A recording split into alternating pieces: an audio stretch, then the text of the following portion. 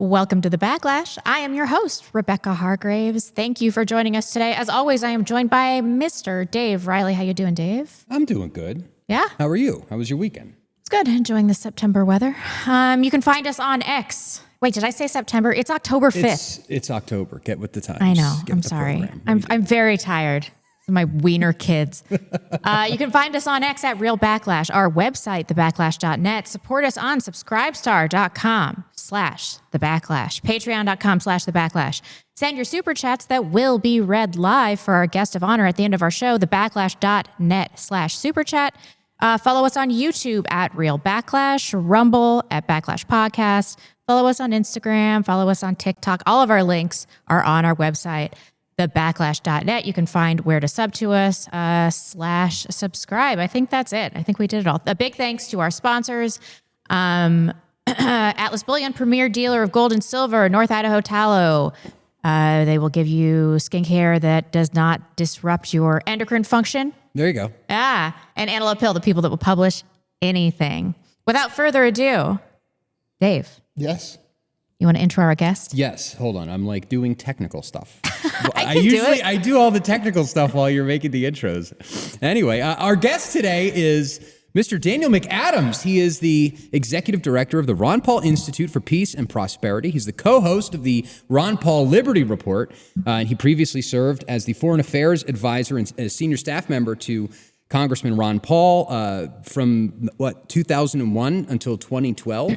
He's also spent some time working in Hungary, in Budapest, so he knows what's going on in Europe, in America. His finger's on the pulse. Thank you so much for joining us today. Well, thanks so much for having me on. I'm really happy to join you. Awesome. So I binge watched your interviews with Judge Napolitano this week, and I heard you say that you view the Constitution as an excellent PR tool. And I thought that was an interesting perspective. We often talk about the Constitution and how we moved from constitutional conservative to wherever we are on the right now because the Constitution has failed to protect us in a meaningful way. I was hoping you could elaborate on that a little bit. Well, the Constitution is used by whoever's in power to do whatever they want to do to us, whether it's according to the letter of the law or not. You know, the Constitution was written to be the law of the land. I mean, it's a law, just like you can't drive through a red light. You know, but when you have, when the Democrats get in, they use their interpretation and they tell you it means this, and the Republicans come in and they do something the opposite or something actually very near what they do, but with their own spin on it. And they say, this is what the Constitution, everyone is a constitutionalist in Washington, D.C.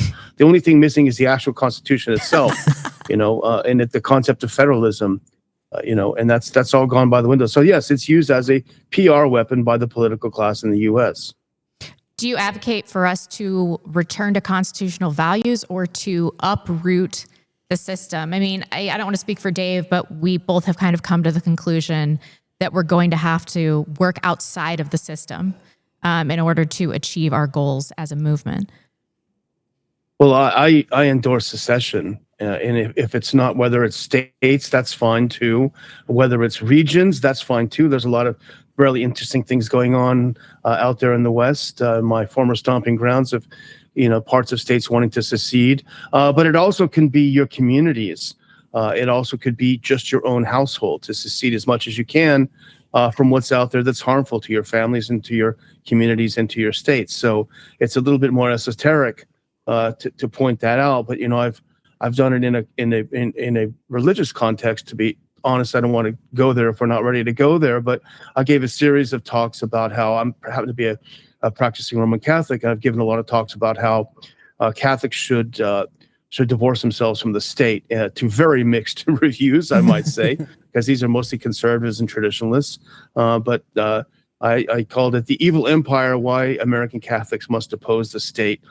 So that's, I think, whether you're a Christian or not, what have you. But this idea of secession, I think, is so important. We're both Catholic. Something that was troubling that has happened in the last few years that I'm sure you're aware of is how FBI agents became entrenched within traditional Catholic churches and have monitored them, infiltrated them in very astonishing ways.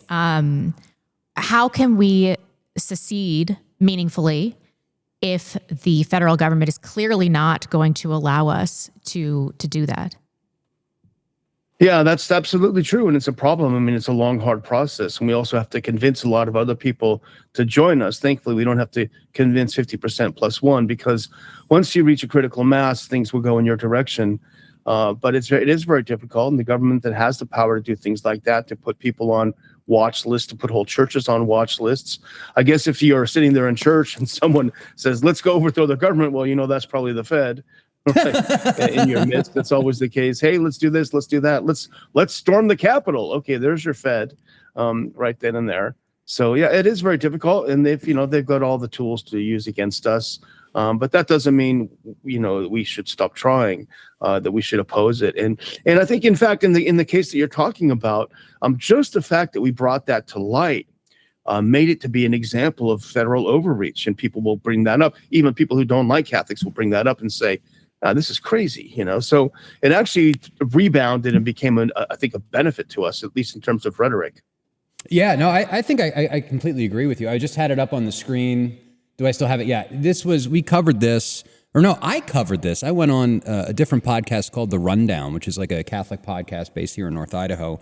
And we went over the whole House Judiciary Committee report, because they illegally spied on a priest. They contacted MI6 and the counterterrorism unit in London to open an investigation into an American citizen that the FBI was not authorized to do. And so they used MI6 and British intelligence to get around that. It was really, really messed up.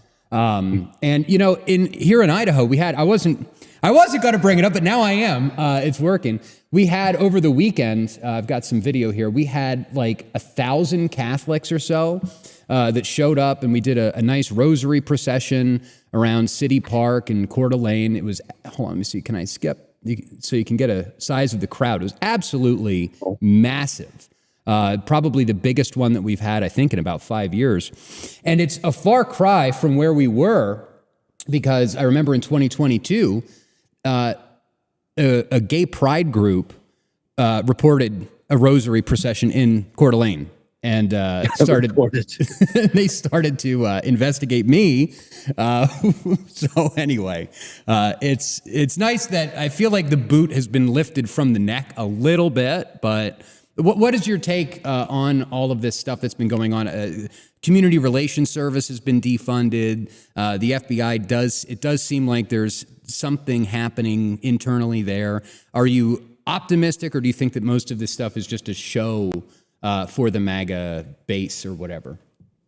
Yeah, I mean, I don't think the MAGA base is our friends necessarily. I mean, there may be some tactical alliances, but they've shown that they like to use power in an unconstitutional and abusive way, just as much as the libs did when they did it. And that's the case. I mean, that's why I really believe the only solution is to shrink the size of government. I mean, if only trads were as rad as the FBI claims they are, that would be nice. But I like that public display. In my old church, St. Athanasius, near Washington, D.C., we had quite a few of those every year, and it was always nice to do that. Of course, back in Hungary, it was a little bit different, because the entire town would come out, and I spent some time in Sopron, which is the western part of Hungary, and the entire town shuts down, and everyone goes to the streets. It was I forget the feast. Maybe it was the Assumption, where rose petals were spread in front of the procession. Beautiful, beautiful thing. It's always nice to see that sort of thing. Yeah. Now, we are coming up on the 2-year anniversary of October 7th, and so I think a lot of our people, we already kind of know. We were following along from the beginning. There's a lot of people that tune into the show. They hate watch the show just because of how much they hate what we have to say. But I guess I was curious if you could kind of give a little bit of a rundown of like what we have learned in the wake of October 7th. What actually happened that day? What can be proven? Were there 40 beheaded babies? Were there mass rapes that were committed? And then what have we started to see as the fallout for this as we approach this 2-year anniversary? Well, thanks to the brave work of people like Max Blumenthal in the Gray Zone, we know that the whole thing was the Hannibal Directive, where you just start killing your own people.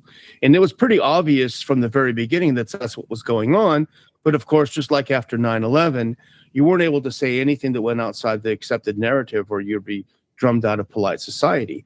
But when you had a bunch of guys parachuting in on lawn chairs with AK-47s, And then you look over and you see an entire parking lot of cars completely burned to a crisp.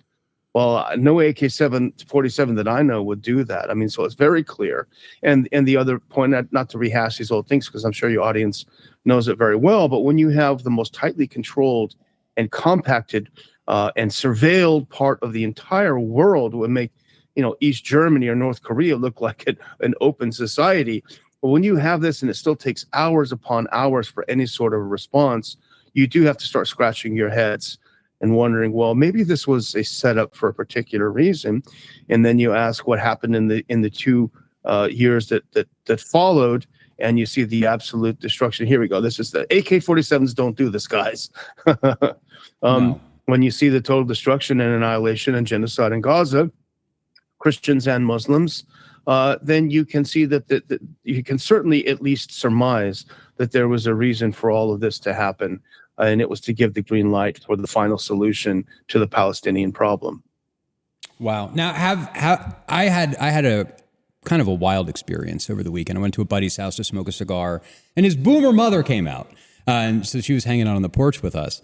And the anti-Semitic shit that came out of her mouth was unbelievable. And total normie, total MAGA, rah-rah Donald Trump up until the election. Amongst normie conservatives. And it shocked me. I mean, talking about, well, yeah, you saw they were trafficking kids in the tunnels, didn't you? And it's like, holy shit, what happened to the boomer MAGA moms? Because they've blown right past us, and they are hanging out in crazy territory. So I was curious, from your perspective at the Ron Paul Institute, being among, I would think, a little bit more polite circles than us. Oh, that's not true. What are you seeing happening among the conservative base and among, I guess, patrons of the Ron Paul Institute as far as this awakening goes? Well, definitely people who support us understand that we stand for Dr. Paul's principles, which is no entangling alliances, regardless of where they are. Now, these days, the number one entangling alliance is the U.S. and Israel. And so there would be a tendency, and this is, of course, one of the tools they use to keep us from talking about it, is that excessive focus on this means that you're anti-Semitic. And actually, Max Blumenthal put out a funny post on X the other day, when a new poll came out showing that a very large percentage of American Jews oppose Israel and oppose what they're doing. He said, well, I guess most Jews in America are also anti-Semitic because they take this position. But certainly there's a massive split on the right, and that's where it counts, I think, because you had, as you pointed out, it was definitely generational. You had this generational appeal, or this lock that the evangelicals had on a good chunk of America. And I think that you're seeing that completely split open, not only just in general among conservatives, but even among evangelicals, you're seeing a big split. You see the rise of, you see people like Chuck Baldwin, Pastor Baldwin, who have been very outspoken. There are many more like him. At the time, he was the outlier, but now he's pretty much, getting toward the mainstream. Every poll, and we cite this all the time on the Liberty Report, but every poll you're seeing about conservatives and Republicans, starting in the spring of this year, has shown a massive shift away from support for Israel. Yes, it's generational, but it's across the board as well. A new poll came out. It was a Pew poll, I think, that came out over the weekend. I don't have it right in front of me, but it was something like 59% of Americans in total oppose Israel. And the numbers are they're just astonishing. 59%, yes. 59% opposed to Israel in the United States. I never thought, I've been around for a while, unfortunately, but I never thought I would see things shift this quickly. Right. This is manifesting in some troubling ways, though. We've talked a lot about Charlie Kirk since this happened, and amongst our own circles that include a lot of normies, we saw some people go turbo conspiratorial on the Charlie Kirk thing, and they immediately were like, this is Mossad. This is Mossad. Now, we've talked a little bit about this. Like, I personally don't think that it was. But are you also seeing people use situations like Charlie Kirk to express their distaste with Israel? And how should we, as a movement, be really prioritize focusing on what is true rather than what is going to further us on the dissident right? Well, there is always a rush to benefit yourself, your political, position from any tragedy that happens. It's happened throughout history. My one counter argument to that would be that all the conspiracy theories of the past 20 years have all come true. So if you're betting on the conspiracy, you probably have good reason. I think a better question would have been to ask, and this is what I try to do, because there were some people who've been consistently critical of Israel who just said they did it. And I don't know who did it, but my position was to ask the question, well, who benefits, who has the means, and who has the motives? Well, Israel has shown its propensity to assassinate anyone it believes are its enemies, including Americans like Rachel Corrie, who they murdered in broad daylight. They've assassinated hundreds, if not thousands, of engineers and scientists in places like Iran and elsewhere. They're not even afraid to fire missiles into Iran to assassinate people or into Iranian territory. So do they have the motive and means? Yes, they absolutely do.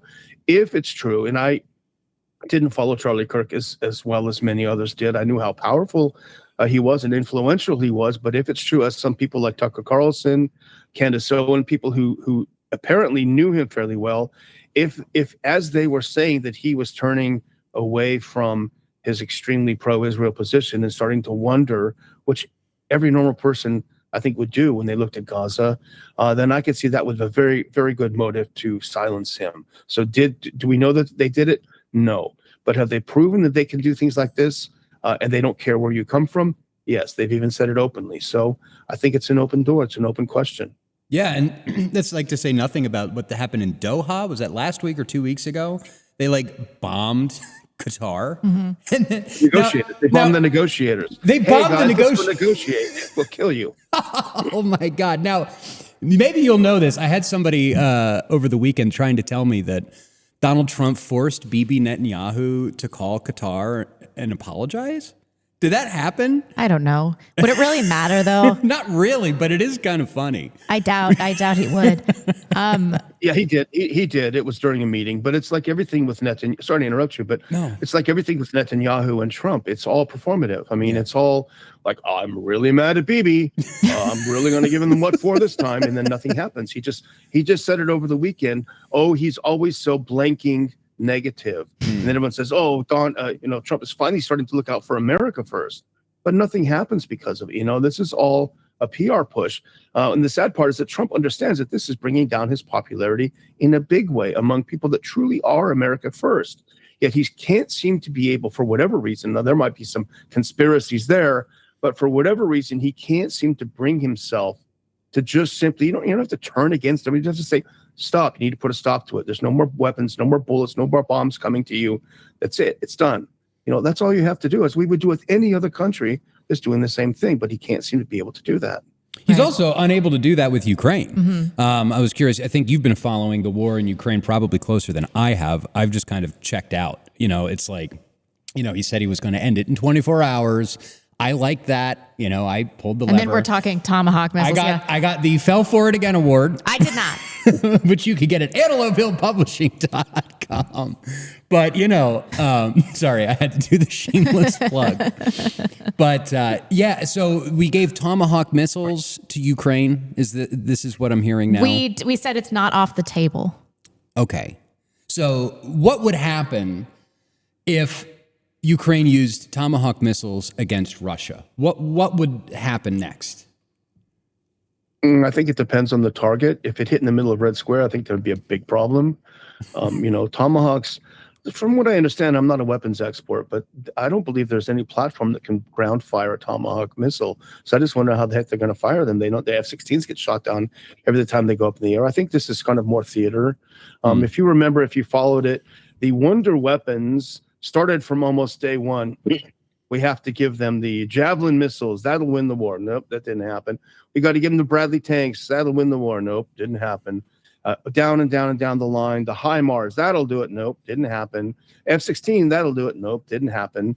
The Storm Shadows, nope, didn't happen. This is how it's going on and on. Now it's a Tomahawk. It's basically Charlie Brown and Lucy. We keep falling for this whole idea that this will change it. No, it's not going to change the tide. It doesn't. It's not rocket science. If you are a country that's like a tenth the size in terms of population, in terms of industrial output, in terms of modernization and sophistication, you're not going to win against the other country that's 10 or 100 times the size of you. It's just not going to happen. It's easy. Anyone could have predicted it. Ukrainian media sources, they're 90% funded by the United States. USAID, right? Yeah. So do you believe that Donald Trump is actually getting faulty information? I mean, it seems to me that he should have superior information than the media sources that we're funding. Like, I find it hard to believe, even just him using his common sense, which I know he doesn't have a lot of, that he would not see that this is an unwinnable war for Ukraine. Well, there's two things coming into play here. The first of all is Trump's ego. And I think that's the reason why, as you said earlier, when we started out, it was very positive. It's not my war. I'm going to end this war, which if he would have listened to people who actually knew how to do these things, the answer would have been just stop funding it. It'll be over very soon. They'll understand that it's unsustainable without U.S. backing. But his ego didn't allow him to do that. He wanted to be the big peacemaker on the scene. And that was very unfortunate that he did that. But the fact of the matter is, this is not a war that can be won no matter what we do. And we're out of weapons, by the way. We shot off at least 25% of our THAAD missiles, helping our buddies Israel when they decided to do a sneak attack on Iran. So we're running out of weapons. We don't produce a lot of weapons. We're backing a losing horse, and it would have been very easy just to walk away from it. Right. Younger generations, especially since October 7th and the Ukraine war and Iran, they are overwhelmingly, genuinely anti-war, not in the way that Republicans often purport to be. But I think the era of Lindsey Graham is over. And although I don't believe that we have an party solution to help us, what do you think is the fate of the Republican Party? Do you think that they're going to adopt these new ideologies that are coming through younger generations? It could happen that way. I mean, you could see the rise of a third party, but that's really very, very difficult to have happen. You could see apathy. You could see even nihilism if it gets that far. But you're absolutely right. I think the support is completely gone in the younger generation for this. And that's like one of the few positive things I've seen in the last 5 years that is happening. But the genie's out of the bottle. You can't put it back in. What are they going to do? They're not going to vote Republican. Young people they're not going to, you can sell everything to Larry Ellison, the entire world to Larry Ellison, and have it rammed down their throat, and they're not going to buy it. That's one of the few benefits, I guess, one of the several benefits of the internet generation is people just look it up. You can look it up. It's probably why they want to control AI, so you can't just look it up. But young people, they're able to look it up, and they're not going to buy it. So where are they going to go politically? I don't know. I mean, it would be nice to see the Republican Party or the Democrat Party actually become an anti-war party. But both of them are so sclerotic. They're so, full of parasites and, all of these horrible, cruddy things that who knows if they could ever be cleaned out. Now, I see you have a tweet up here. Gee, I wonder who runs Paramount. And so that kind of segues a little bit into this Larry Ellison thing. They're going to be, I guess, coming out with a fictionalized version of October 7th that they're, releasing tomorrow or something. Propaganda. Obviously, there was no video of the beheaded babies because that did not happen. There was no video of mass rapes. That did not happen. These were all fabricated reports. And so now we've, of course, got this massive merger, the chubby lesbian, what's her name? Barry Weiss. Oh, yeah. Right. Now taking over CBS, this giant merger deal with Paramount, the TikTok takeover that's happened. Do you think that these Jews are going to be able to get the narrative back? Or do you think the cat's out of the bag forever? Where do you think we go from here? Because, are we looking at censorship laws, hate speech laws, or has that boat sailed? It can get to that. I mean, it already is in a way. I mean, look what's happening on college campuses. They tried to suppress speech by, adopting this new definition of anti-Semitism, which includes criticism of Israel. And that's one of the interesting things that this new poll that came out showing that most American Jews are opposed to Israel. As Max Blumenthal said, that means we're all anti-Semites now, according to this new definition. So they can't do that. You mentioned boomer earlier. Basically, Israel's PR machine is a boomer-based system. And even when they have young people doing it, I don't know if you saw this young influencer. I'm going to give you a tour of Greta Thunberg's yacht that she was sailing on, and it's, there's narcotics here. there's condoms here, and it's like, whoa, wow, what are they doing? And immediately it was ripped apart. And now that we learned, thanks to our friends over at Responsible Statecraft, the $7,000 per post, now that's become a meme in itself. And so anytime something pro-Israel is posted on X that's over the top, someone will throw in a meme saying, you got your 7,000. And so it's just a huge backlash now, and they don't know how to fix it. They can buy as much as they want, but they don't know how to fix it. It's gone. Yeah. No, and they're also like, they're switching up. We've seen here in Idaho, we had this thing, was it 2 weeks ago that happened, the 50 States One Israel conference. And word is now coming out that this trip was actually paid by the Israeli Ministry of Foreign Affairs directly. Like a lot of times they will have churches or some sort of nonprofit that will pay to bring legislators over. This is the first time that the state of Israel itself got legislators from every single state and brought them over. There's been some FOIA requests, I guess, that have come out about this, showing that all of these different entities had to be registered as a foreign, what is it called? A foreign agent. And so, anyway, these are some of these. They do it with media FOIA figures requests as well. Megyn Kelly, who has spent her life being a Zionist stooge and has recently kind of tepidly come out against Israel. I heard her say that she has never been invited, kind of forcefully, to go to Israel more than she has in the last 6 months to a year. Wow. People are just hounding her to get over there. I think they want the, kiss the wall moment to discredit her because she's picking up steam. Her career is very strong right now. Have you had any offers? Israel, I was going to say, the thing about Israel bringing over these lawmakers is that they're not paying for it, even though we say they pay for it. We're paying for it. Right. The U.S. taxpayer is paying for it because we give them, especially these last few years after October 7th, that seems kind of a big windfall for them because we've multiple times what we've been giving them, we give them now.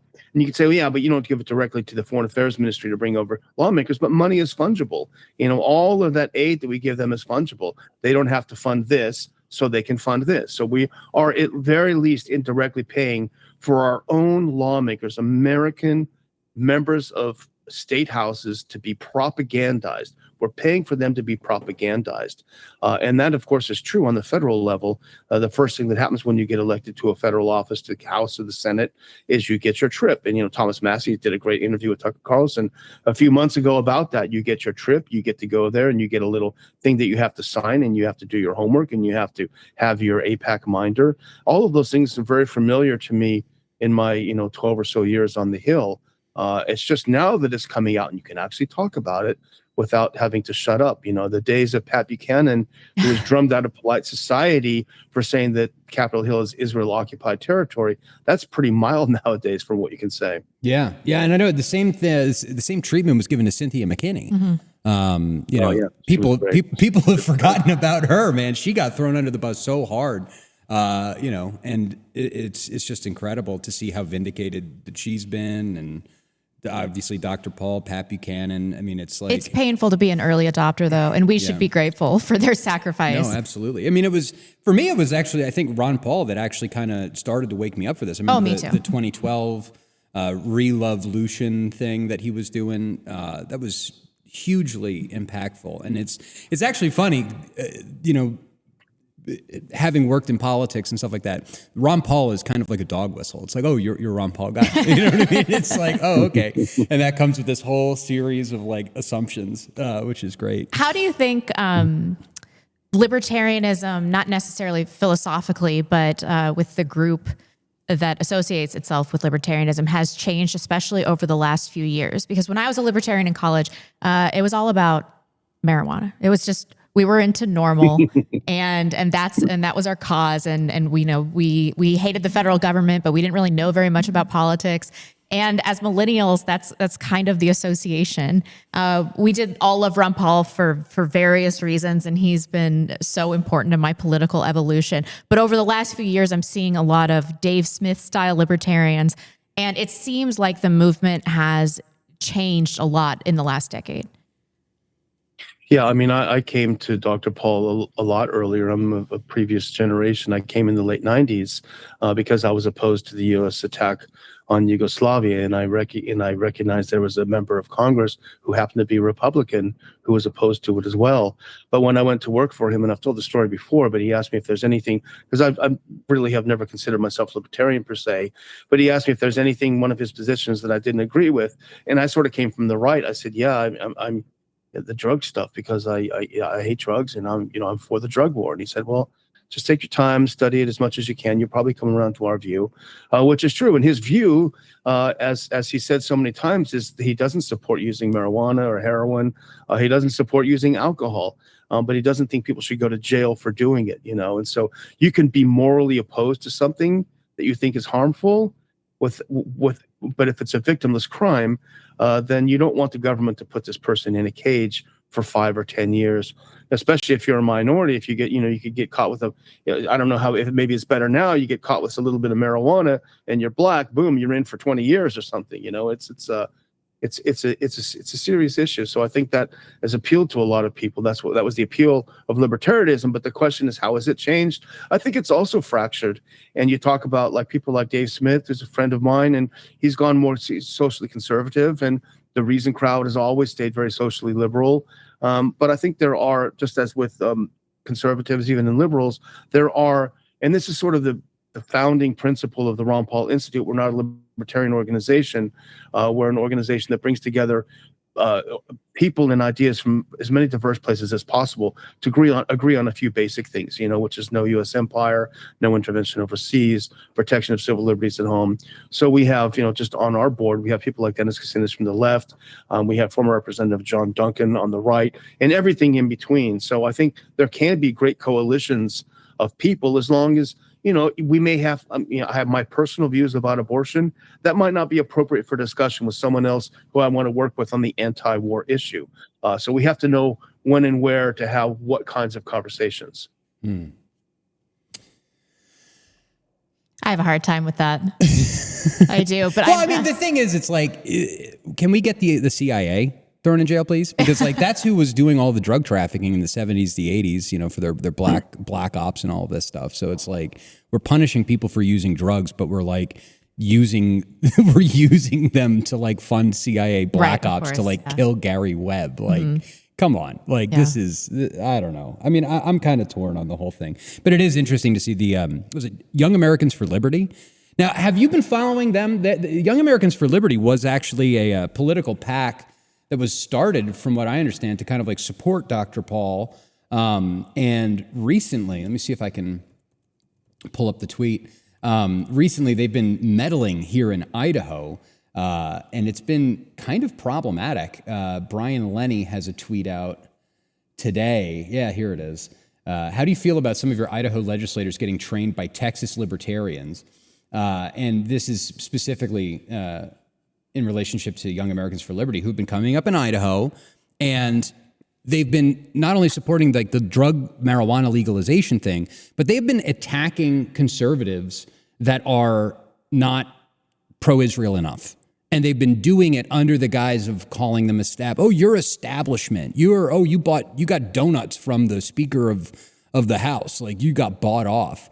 And it's like conspicuously every single one of their targets isn't taking the trips to Israel, isn't putting forward hate speech laws and stuff like that. But then you get people like Barbara Ehart, Josh Tanner, John Schertz that are all taking the trip, and the Young Americans for Liberty are totally silent on that. So do you know anything about this group and what has happened there? Were they taken over or something? Well, I don't know the specifics of their activities in Idaho, or overall, really, because they're more involved in campaigns and we're more involved in education. But I know their origin was students for Ron Paul from his 2012 run. Maybe it was the 2008 run, if I'm not mistaken.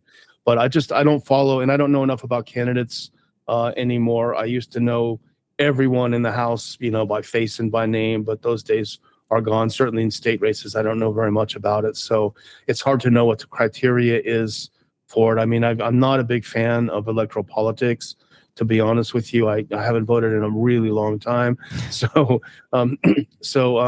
Hopefully that's not the case. Hopefully there's a better explanation. I mean, if you get bought off by a bag of donuts, that's pretty sad. I mean, I'll take the $7,000 from BB. You know, I was joking Yeah, at the for time. real. I do about 100 posts a day. So if BB wants to give me $7,000 per post, I might change my position. You know?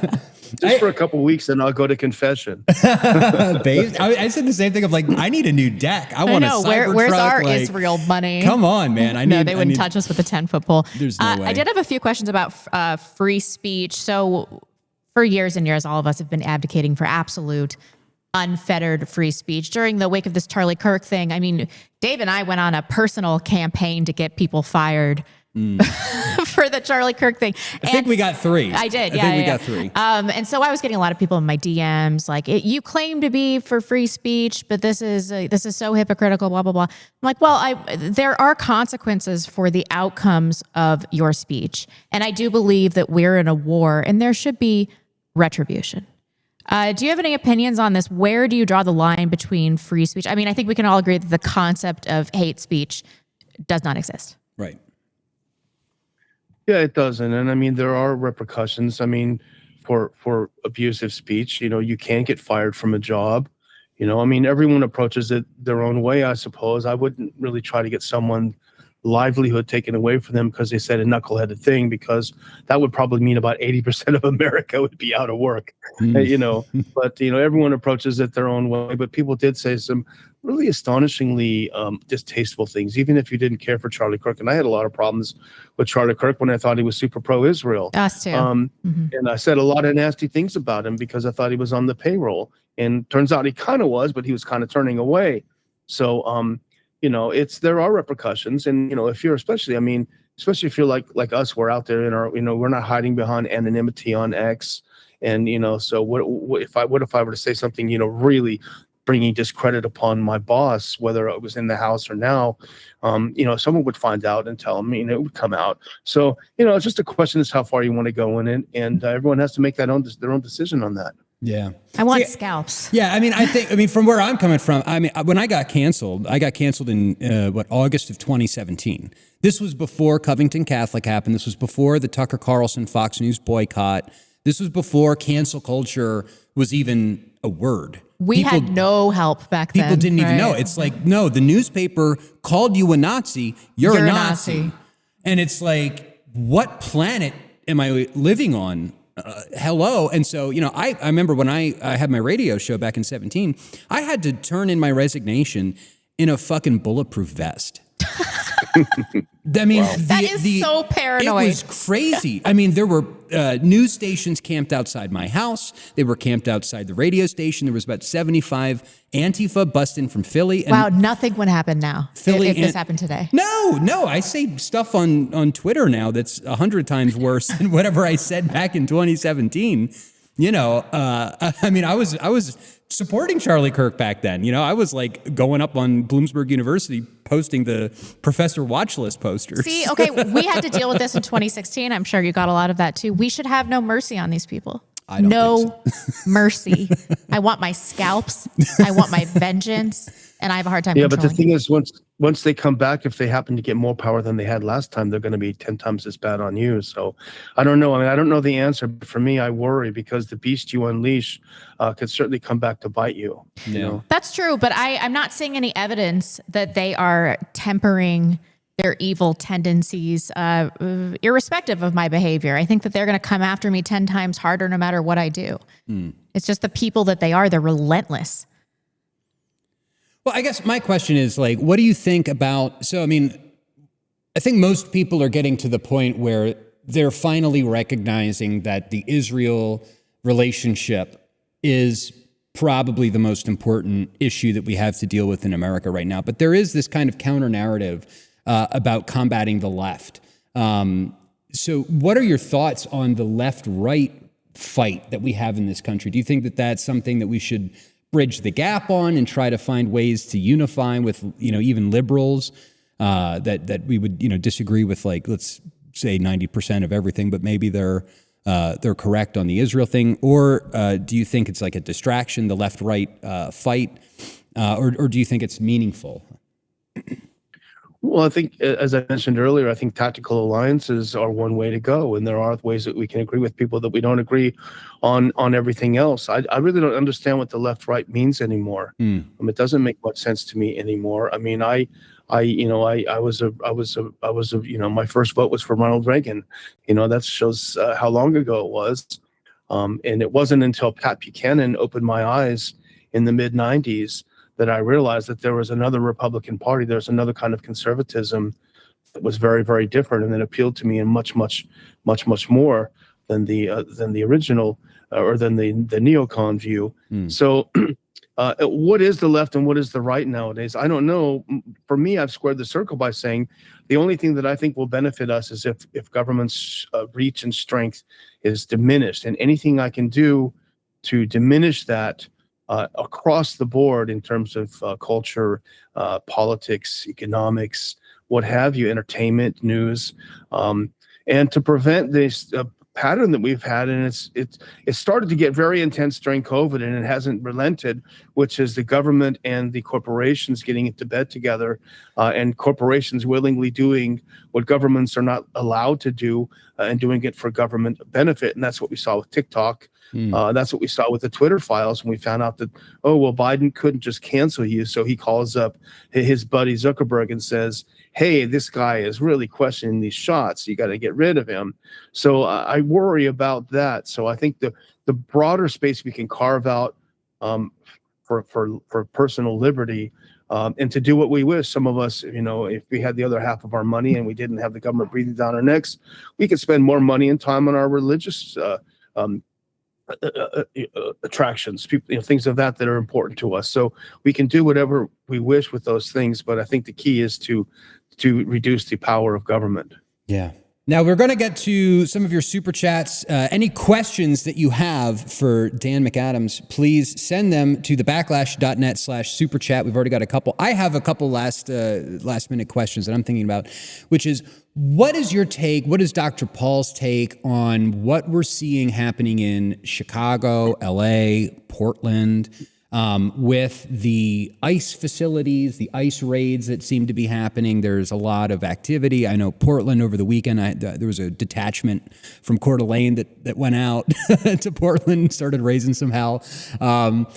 What's going on here? Is this like an attempt for the Trump administration to try to incite the left and to try and make like a mass scale riot? Or do you think that this is genuine and they're actually trying to crack? Right? Yeah, because there's a lot of different competing things. I've seen a lot of corruption charges thrown around when talking about like the police in Portland or in LA. What's your take on this situation?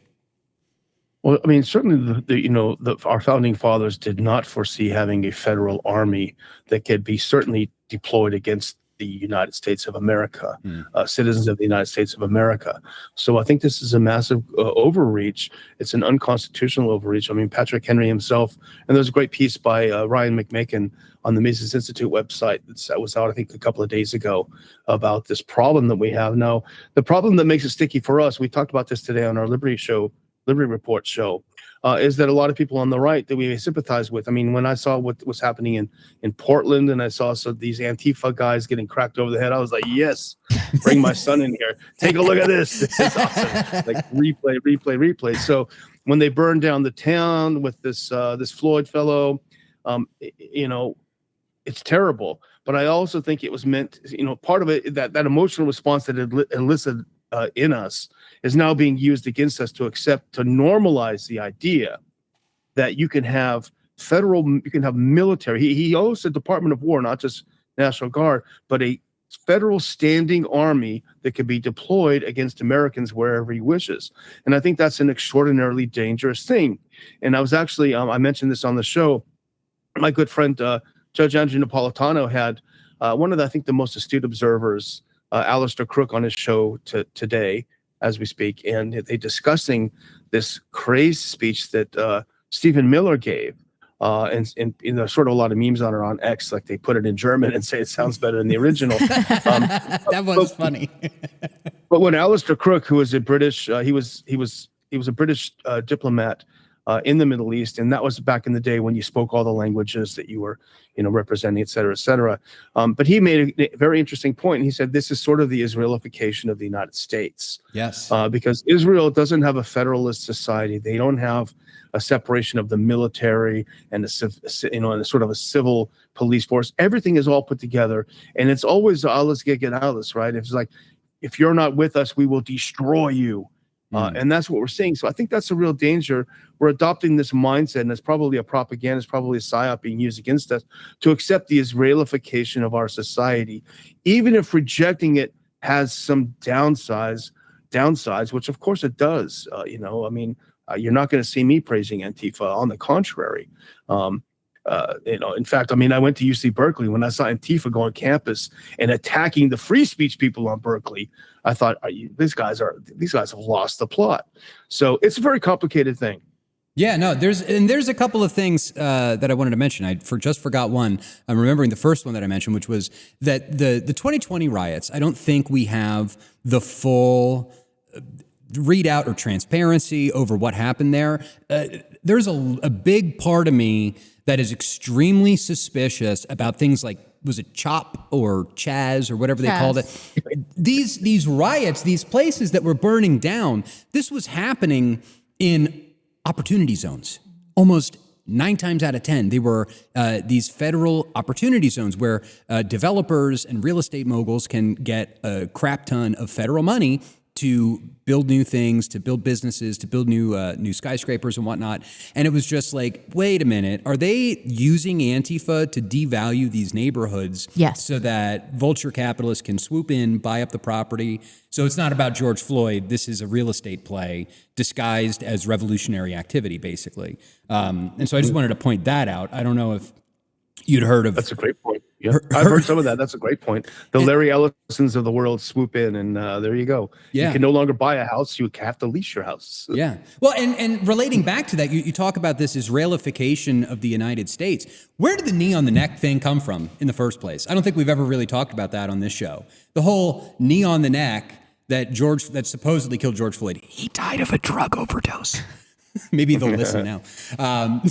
But the knee on the neck thing, that was taught to American law enforcement by Israel. We've talked about that on this program a lot, how Israel trains a lot of our FBI, our sheriff's departments. There's our local sheriff's department. JINSA, the right. Jewish Intelligence, National Security, whatever, blah, blah, blah, JINSA. But there's also this kind of element happening where, I would imagine, I wasn't alive back then, but I would imagine that like back in the 1950s, you would have people that grow up in a town, they want to be a cop, they want to protect and serve their community, they graduate high school, they go to the academy, they become police, they live in their town, they, swing around a beat stick, you know what I mean? They walk up and down Main Street. Nowadays, we have this kind of Israelicization that's happening, I guess, where we're getting some of the most brutal people from New York or Philly that then move to these rural towns and they become cops there. They have no ties to the community. They don't give a shit. They just want to crack skulls. Mm-hmm. And the same kind of thing happens in Israel where these Americans get propagandized through, the Jewish Defense League or Beitar or the Canary Mission. They think that it's like some existential crisis. They leave, they go to Israel. They have no connection to the people there, no background, and they just start cracking skulls, shooting kids in the back of the head, and doing all kinds of stuff. So I think it's a great point that you make. Yeah. A lot of that started with the militarization of the police, the federal government giving out surplus tanks. Maybe I'm remembering wrong, but I live in a small town like Jackson. I think they got a tank. Like what? Yeah. What are you talking about? Yeah, the big problem here is like people being drunk and running red lights. A tank is not going to help you with that. Yeah, I remember when we had those in Bloomsburg, Pennsylvania, we had this big block party thing that would happen at the university. And every year all the kids would get together and they'd go drinking on Light Street. And I remember it was like 2003, maybe like 2005. They like rolled up in a fucking Bearcat wearing bulletproof armor. And they like rolled up on this giant college party and started shooting canisters of tear gas. Why? And it's like, it's drunk college kids. They're not doing anything. You don't need a tank to take on drunk college kids. What's wrong with you people? And anyway. Government overreach. If you are amenable to it, we do have a few audience questions. Yes. Sure. I've got a couple minutes left. Let's see. We've got Book Track Groove sent $10. Daniel McAdams, do you believe monarchy is returning, meaning many kings? Have you ridden a horse? Have you spoken to Corey Mueller? I should have read that before. I don't know who Corey Mueller is. I rode a horse when I was 12. And I got, I'm philosophically, I'm a pro-monarchy person. Interesting. That comes from my interest in the Habsburgs, but also from reading Hans Hermann Hoppe about monarchism being a better form of government than democracy. But do I think it will return anywhere? Unfortunately, the people from all the noble families in Europe are all, for the most part, brain dead now. So I wouldn't want them to return. That probably was always the case. So it's sort of a pie in the sky idea. But the idea that you pass down the realm to your progeny means that you're going to do your best not to screw it up. You're not going to have a prolific spender. You're not going to start stupid wars. Now, it has happened in history, but there's also the chance that you will be killed by your people. Regicide is throughout history. So, I think you're going to protect. Look, these knuckleheads get elected for 2 years in Congress. What's their incentive? Get as much as you can before you are voted out, man. Do as much as you can. But if you're going to, if you're responsible for giving this title to your children, you're going to try to preserve it as much as you can. Yeah, no, I think I agree. We went through a phase here in Kootenai County where the local Zionist church was accusing everyone that they really thought was anti-Semitic. They were accusing them of, you're a monarchist. Because they wanted any excuse other than calling an anti-Semite, Right. And by the way, I watched, I don't know if you saw, but that little video that I did, which I think I'm going to post on all of our Spotify and our actual podcast things, has angered the local Zionist church so much that they spent Wednesday night talking about me and the little podcast that I did, and Sunday. Oh, great. So we got a 2-for-1, and they are now at the point where they have lost the plot so much. They're like, yeah, the Jews are evil, and they're antichrist, and they're blind, and they're wrong, and they're into gay stuff. But if you don't support them, you're an anti-Semite. Wow. That's where we're at right That's now. the evangelical position these Unbelievable. days. Okay, Queensboro Bridge Enjoyer sent $10. As Colonel McGregor said, Ron Paul led the way, and we are all just following along. By we, I mean anyone discussing neocons, Israeli control of D.C., the Fed, Big Brother, spying, and foreign wars. Dr. Paul was a lone voice in the wilderness for decades on these issues, influencing millions. Long live the Ron Paul Institute. And he sent a second super chat saying, Daniel is correct. During the ratification debate, it was promised that the Supreme Court would not rule on state law.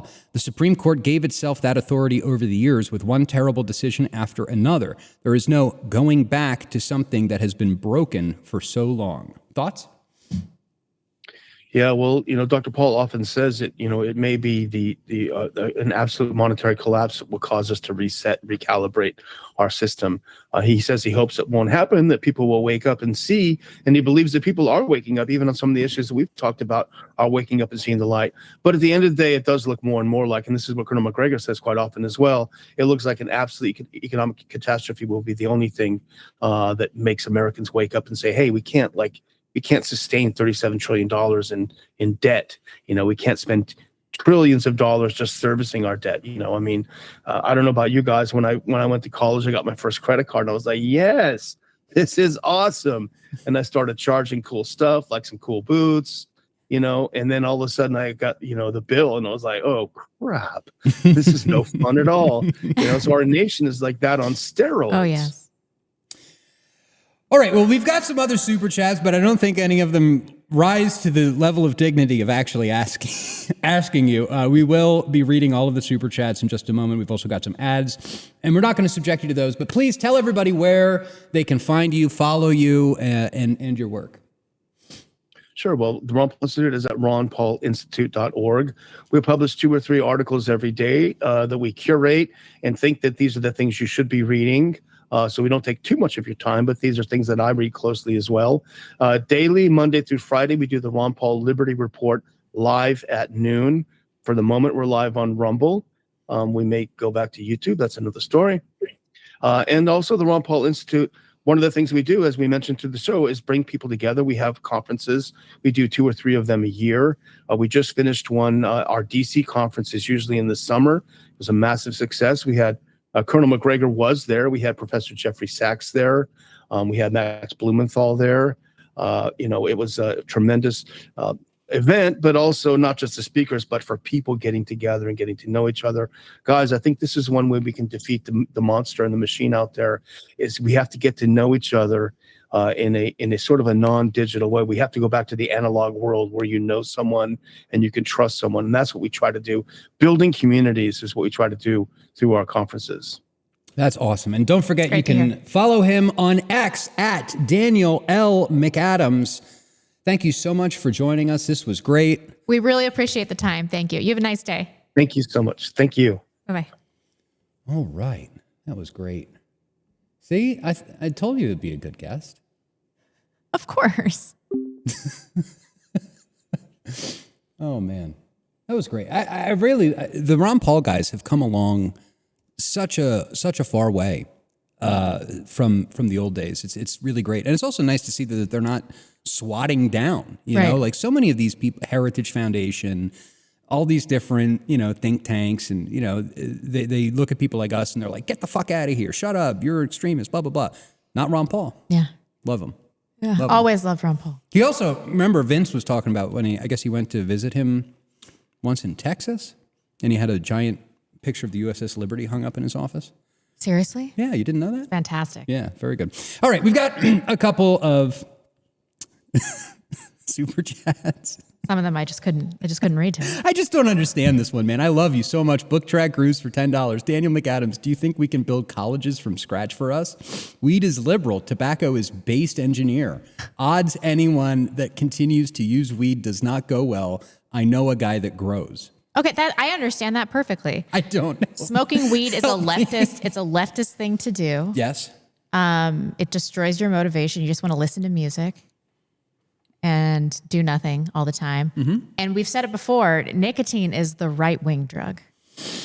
Get yours at knickknack.com. They do not sponsor us. Stop it. They will. Okay, when I get done with them. Dave wants sponsors so much that he'll just start hawking products that like we have no association with, like hoping that they'll see it and be like, oh yeah, we'll sponsor you. Look at how sweaty I look right now. Why are you so sweaty? I don't know. We're doing this weird, like the interim thing where we're leaving summer, we're going into like the fall. It's cold outside, but I'm like internally hot. And so I'm just like sweating, and then I get cold, and it's not I've said it before, and I'll say it again. I hate Italians. Hey, watch it. The Winged Hussar sent $20. Love the show and great guest. Thank you so much. Thank you for the big super chat, Gladius. I forgot to mention it, you guys. My YouTube channel got monetized. You can send super. I cannot even believe it. How do we? It makes me think that Dave actually is a Fed. Because how did this happen? I got demonetized like a few months into my YouTube channel that I started in January 2016. I just applied for an appeal, or I just appealed. That's redundant, right? Applying for an appeal. Yeah, it is redundant. I appealed, I don't know, on a whim. And I was in progress for 3.5 months. And I was like, this is never going to go anywhere. And then I get an email.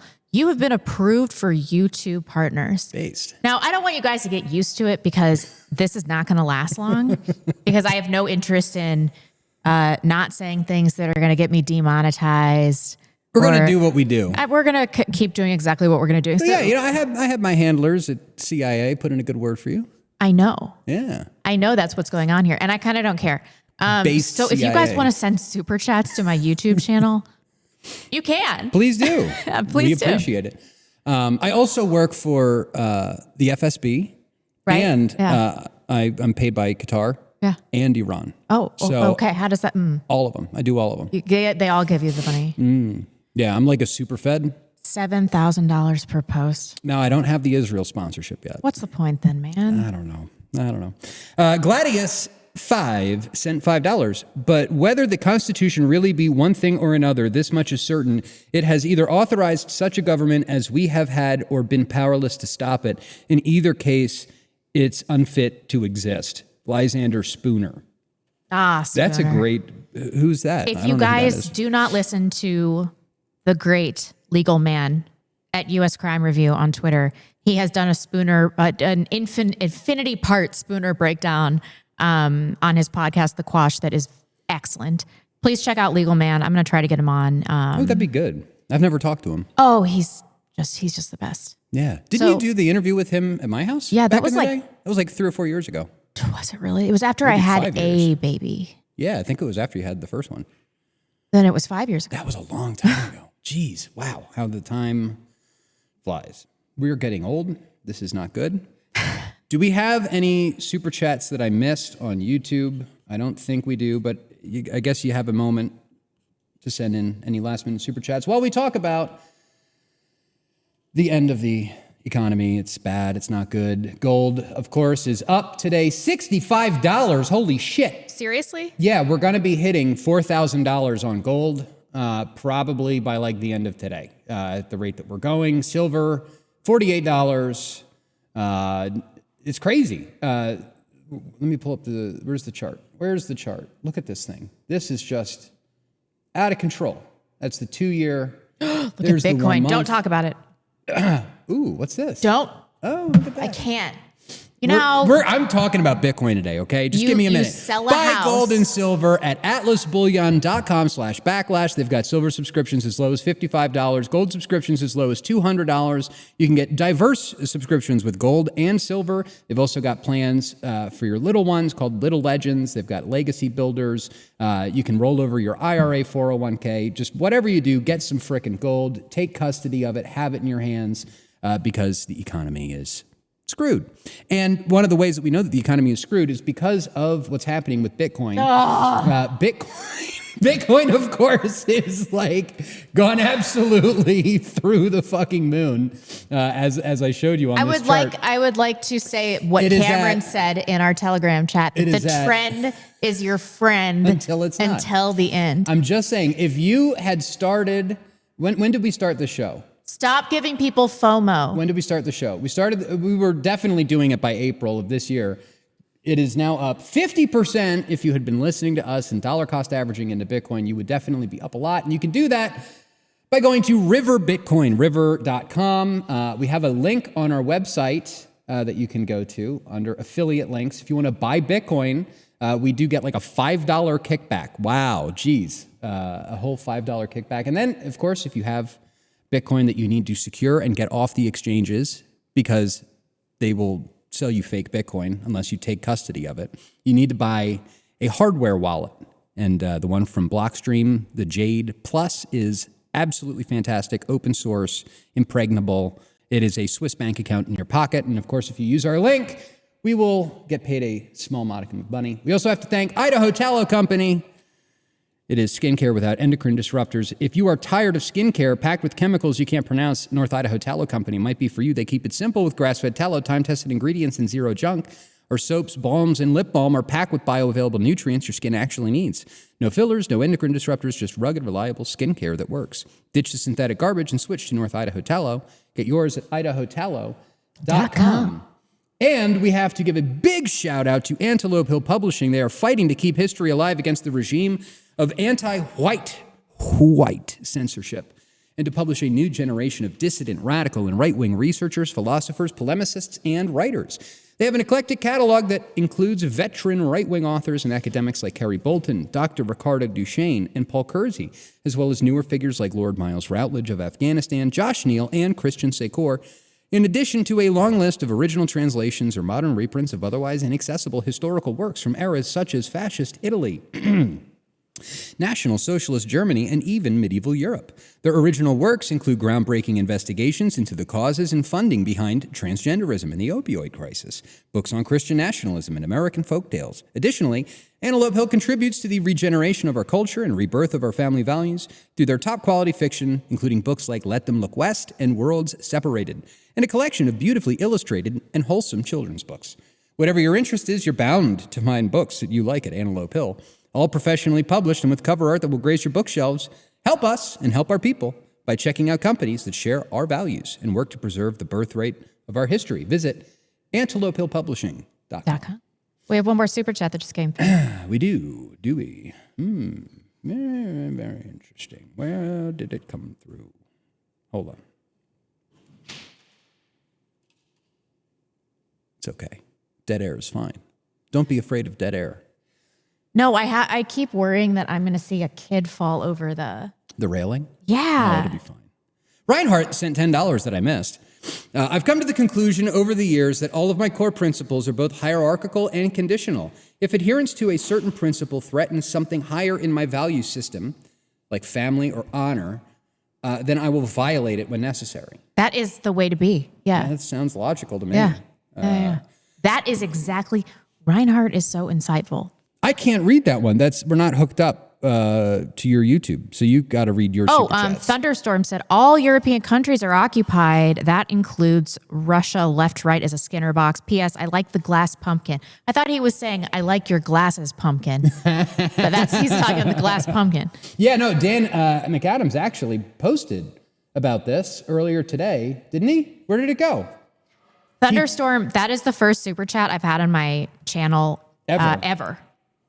Because I got banned. Yeah, look, right here. Before super chats. 1 hour ago. Right before. This is like what he tweeted right before going on our show. Just disappointing. Putin and Israel's Netanyahu just held a phone call. They discussed the Trump Gaza plan, talked stabilizing Syria and a negotiated solution to Iran's nuclear program. Netanyahu wished Putin on the eve of his birthday. Yeah. There is a Russo-Israeli thing. Chabad. I think we can just put one word on it. Chabad exists. It's a problem. Chabad. And it's going to be so interesting to see what happens over the next 48 hours. Yeah. Whether there's some sort of false flag or just the sheer propaganda campaign that happens. But this October 7th stuff is going to be big over the next 24 to 48 hours. We're probably going to do a big show. On Wednesday. Show, tremendous, like nothing you've ever seen before. Good. We got to catch some viral topic because our show last week is doing terribly. Really? Which one? We did 3. Oh, the Wednesday show is actually doing the worst. Really? Mm-hmm. Well, that's odd. Oh, I got a sneeze coming. Do we got more super chat? Oh, so Cook said, I like your glasses, pumpkin. Ha ha. Nice. Will it into existence. I appreciate that. All right. We will see you guys on Wednesday. For all of our links, go to the Backlash.net. Follow us on X at Real Backlash. We have a great show in store for you. We'll see you the day after tomorrow. Talk to you guys soon. Bye-bye.